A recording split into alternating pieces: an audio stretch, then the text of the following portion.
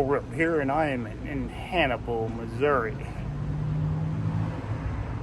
Let's check out some Mark Twain stuff. Buckle up, kids. Get back ready to take a ride on the toll road. Entered the Mark Twain Museum. Boyhood home is just down the street, but I'm gonna check this one out first. Here's Tom Sawyer's favorite thing, tricking fools into whitewashing the fence for him. On the first floor of the Mark Twain Museum, they've got a lot of works dedicated to his different books that he's written and into individual chapters of his more famous books like Tom Sawyer. Let's enter the cave and see what Tom and Becky Thatcher are up to. If that was my daughter, I wouldn't want her alone in a dark cave with Tom.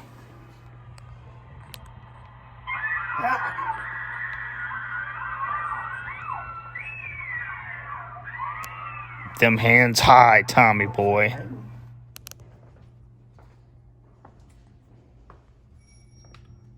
Engine Joe's treasures.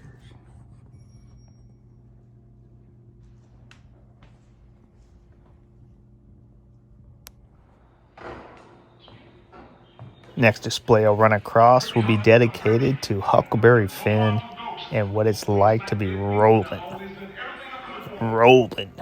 down the Mississippi River.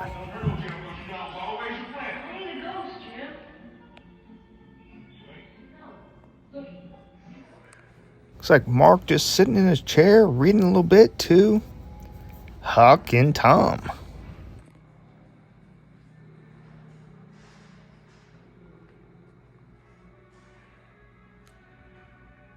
What's he reading?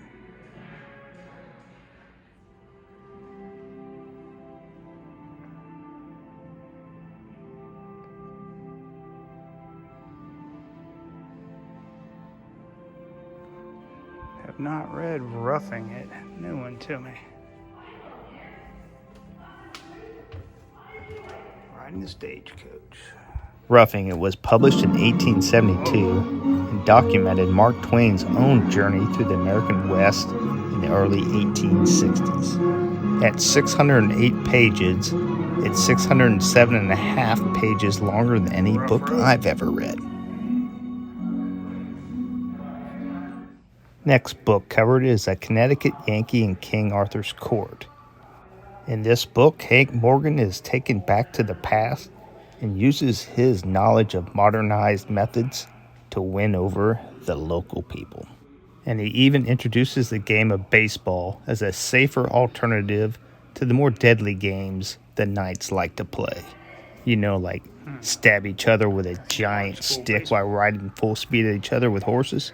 Yeah, games like that.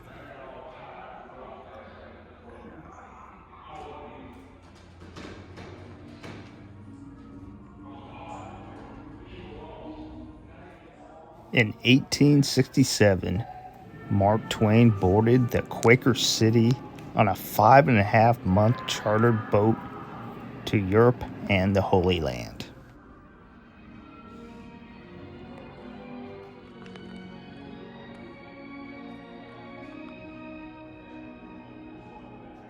Can girl.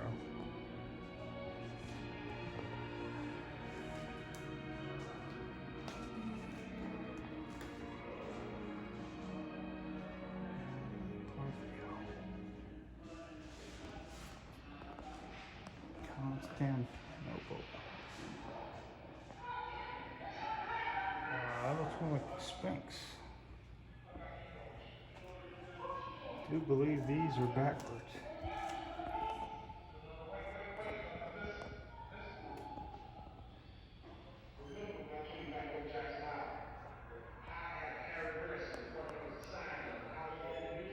Plenty of pennies in the sea.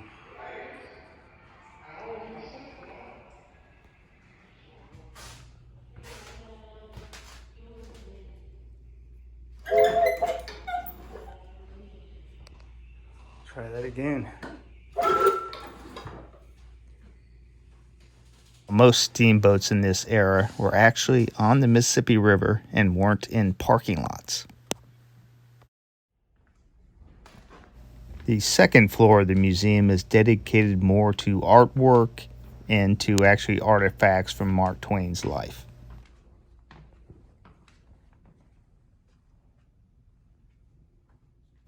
Here is a cast of the hand that wrote so many great books. And this is the pipe that he smoked because back in the 19th century, vaping wasn't a thing. And here's his top hat because Abe Lincoln wasn't the only guy that wore one of those back then. Now the sculpture here of him in a rocking chair, he just looks kind of grumpy to me. And he's got kind of a Wilford Brimley look to him too. This figurine must have been made during his Colonel Sanders phase. How many other people do you know have their own flower named after them? Michael Jordan doesn't even have that. Now this is what I call making it. We've got several different busts of Mark Twain, and I like this one because it shows him writing, and I think he was known for that. Bad hair day? Don't think it really matters when you're rocking a wicked, and I mean wicked, sweet stash like that. That's a cookie duster right there. And in case you haven't seen enough, yet another Mark Twain bust.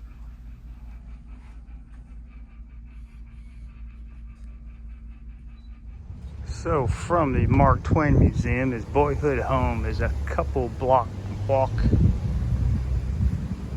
So let's do it.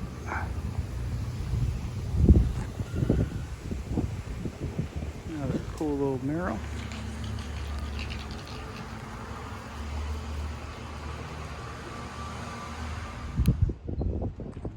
Bigfoot and Hannibal. Rock Dog 923. Mark Twain himself, air conditioning. Live shows. See, I thought Mark Twain had died.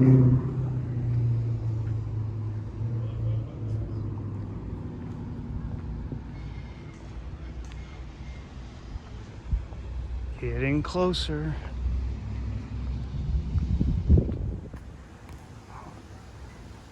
Becky Thatcher's house, Aunt Polly's treasures. Getting closer. Let's see what we got up here.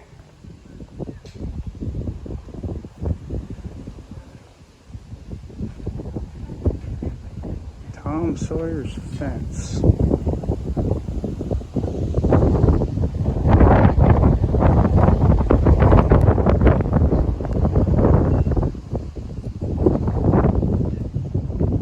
Mark Twain's father's law office. Young Sam Clemens saw a dead man on the floor in here one night. Bam! Oops, I didn't say bam. It says 8 a.m. Went out at a window, taking the sash along with him. I didn't need the sash, he recalled, but it was handier to take it than it was to leave it. So I took it. Wasn't exactly scared, but I was considerably agitated.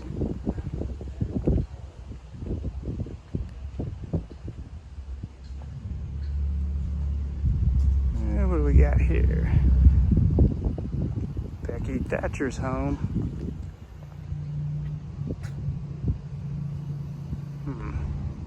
I didn't know fictional characters had real houses. Awesome.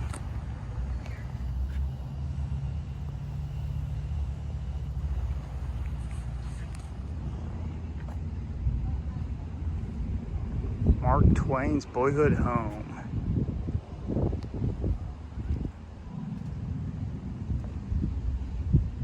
That's it.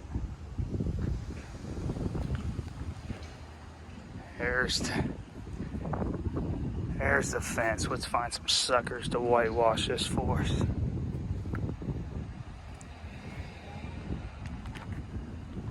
Tom Sawyer's fence. Here stood the board fence, which Tom Sawyer persuaded his gang, didn't know he was a gangster, to pay him for the privilege of whitewashing. Tom sat by and saw that it was well done. True supervisor.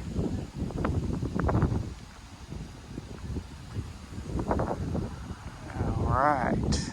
Center.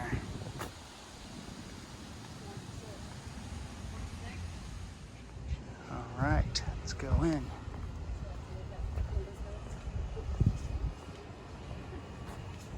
Man, I know $1 million is a lot of money, especially back in the Depression era.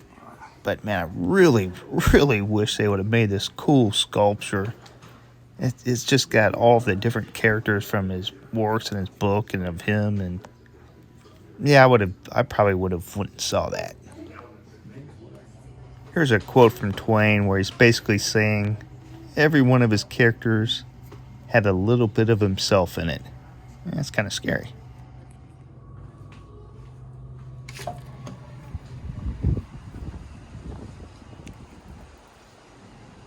Well, they told me to visit this way first.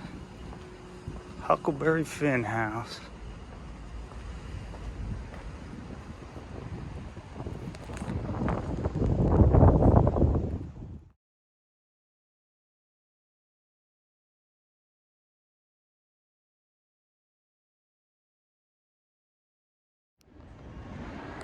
Oh, low clearance indeed.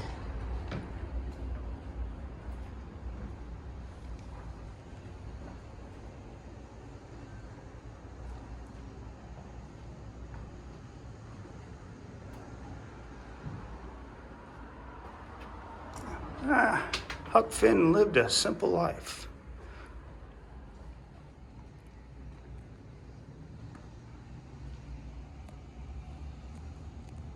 Now on to Mark Twain's Boyhood home.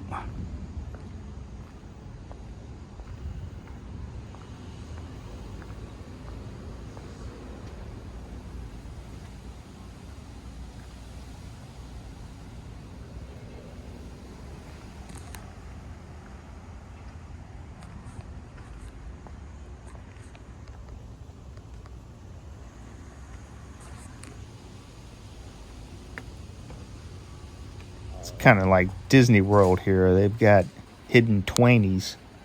This guy's face is everywhere.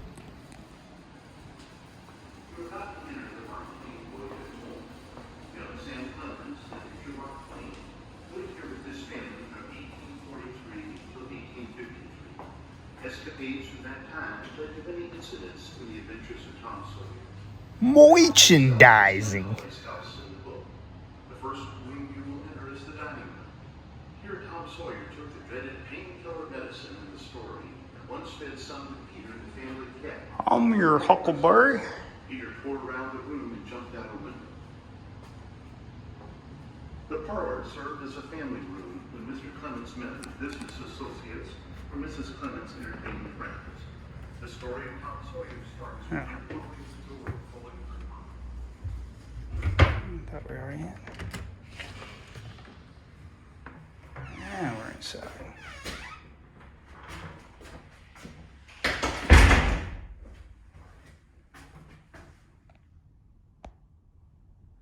So his dad bought a giant pine forest in Tennessee, hoping that the pine market would shoot through the roof and his family would be rich.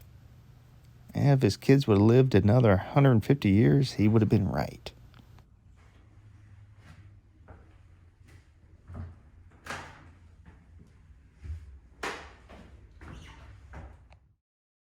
Wait a minute. New-fangled flush toilets? Boy, now that's what I call making it. So growing up in the Clemens household, for a while there, they were really well-to-do. I mean, come on, their dad was a lawyer, right? But times kind of go up and down as they do now. And they had to get away from their little social grace and kind of suck up the pride a little bit when time called for it and do what you had to do to make a buck. Well, not the gross stuff that you shouldn't be doing, but just stuff that before might have seemed below them.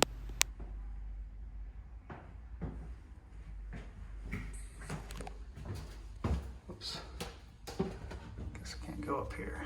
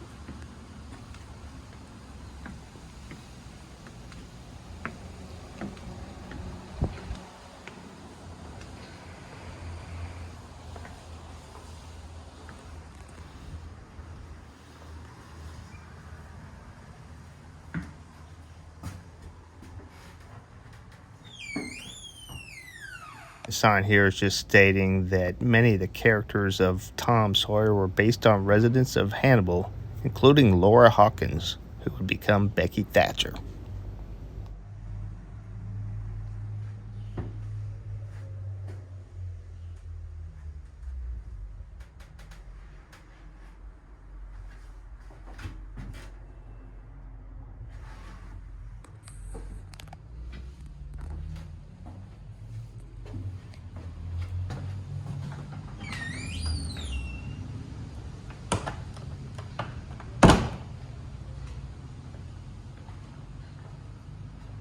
And this room here was his sister Pamela's room.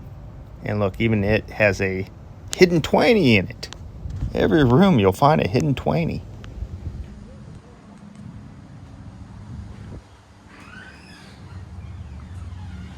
See, look in the back far right corner. Another hidden Twainy.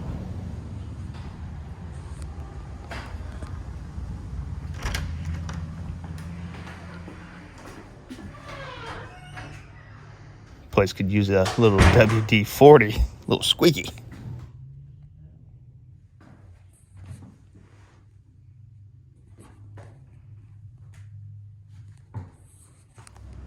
You almost feel like you're in a maze in this place. In one door, out another. In or out, in or out.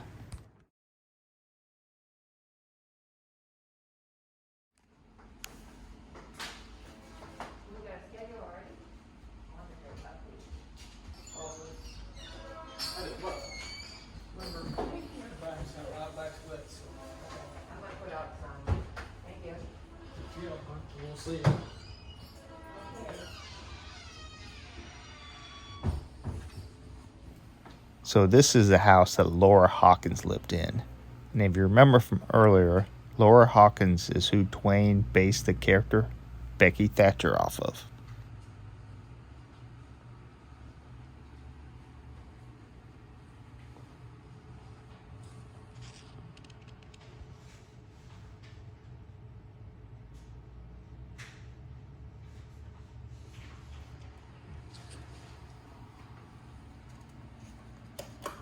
This is Becky Thatcher talking. I have been asked to say a few words about Tom Sawyer, as I knew him.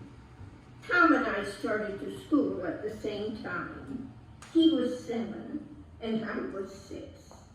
He was much like the average boy, full of pranks, and often played hooky from school. He also had the habit of a great many American boys. They had his pockets filled with articles of trade and included everything. Our first meeting was when Tom turned handsprings in front of our home and accidentally struck me on the head. His interest to know if I had been hurt was the beginning of our acquaintance, which grew to very dear friendship. As children, we considered him humorous. Not what he said or the stories he told were particularly so, but he had a drawling, appealing voice, which made his talk impress his hearers, and the same stories told by others fell flat.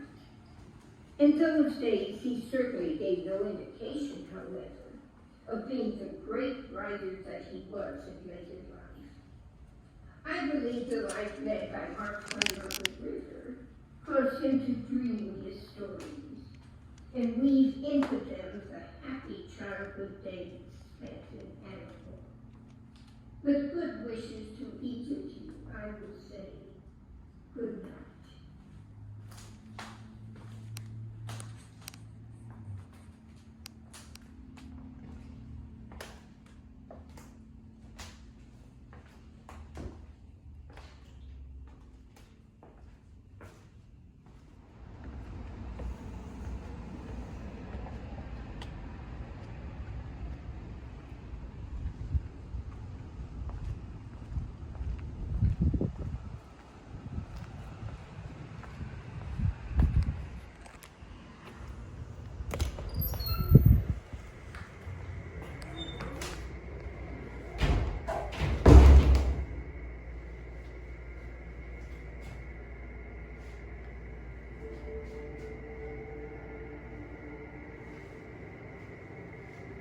hard to forget impulsive things.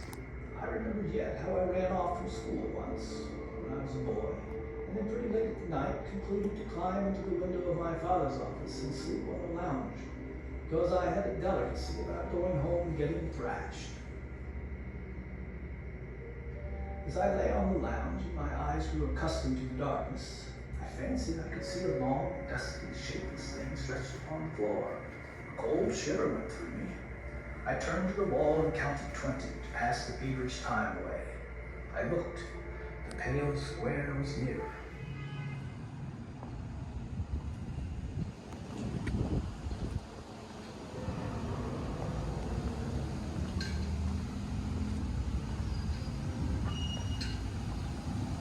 So when the Clemens fell on hard times, the Grants, who owned the drugstore here, allowed the Clemens to live on the second floor above the drugstore and shared food with them to get them through the hard times.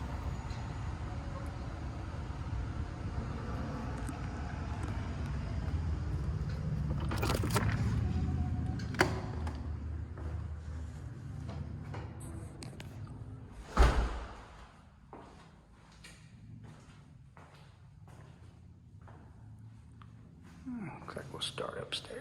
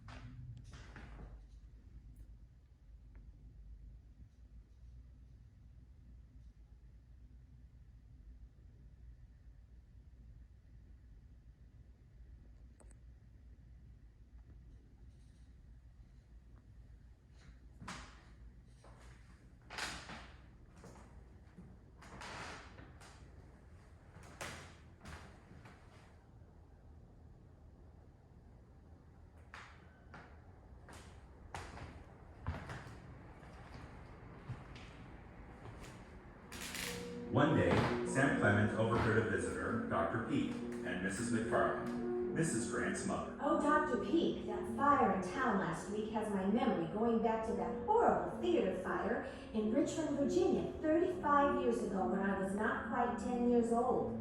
I can't get the memory of that disaster out of my mind. Paul and I too was there and remember the panic when the cry of fire rang out. Everyone started for the exits, and in the rush, ladies' skirts were stepped on, and many fell to be crushed on the floor.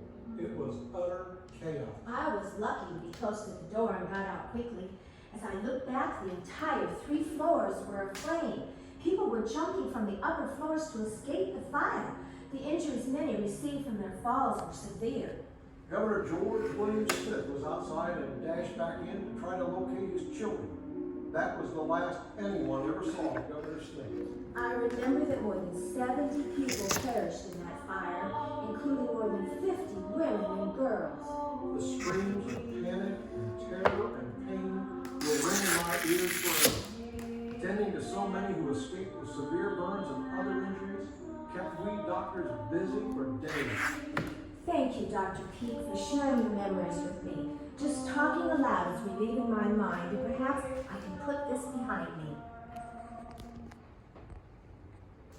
Our lives changed when John had to correct on the notes and William Hughes. John Marshall Clemens came to Hannibal in 1839, with his eyes looking at the opportunities that this growing community seemed to offer. As he had in Tennessee and Florida, Missouri, he opened a general store. Having used most of his cash to buy property, he bought groceries and dry goods for his store from St. Louis wholesale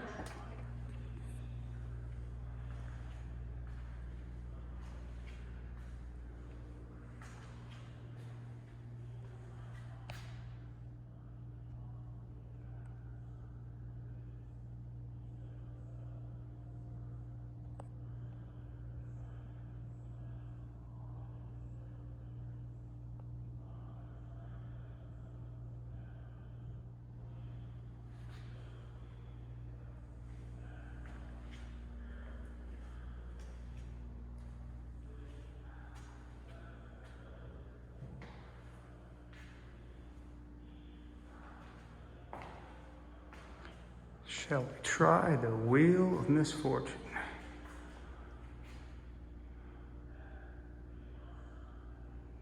Jeez. All right. Let's get this a little better. 1, 2, 3, 4.